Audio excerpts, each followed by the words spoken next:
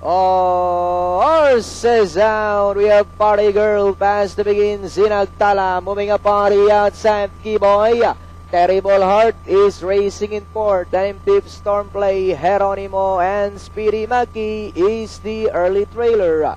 Into the turn they go. Kiboy moving a party outside to take the lead by Auralenka. Party Girl in second, Sinagtala in third, and in fourth, Terrible Heart.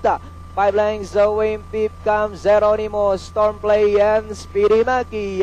They swing into the back. Kiboy this time by about 2 lengths. Party Girl still in second, Sinagtala in third, moving up Danori inside, Geronimo, Stormplay, outside, Terrible Heart, and Speedy Maki. And it's still Kiboy by about 3 lengths. Party Girl still in second, moving a party outside now to take second is Sinagtala, Stormplay, Geronimo, then followed by Speedy Maki and Terrible Heart. As they come down at the last 200, Kiboy goes on by about 4 lengths.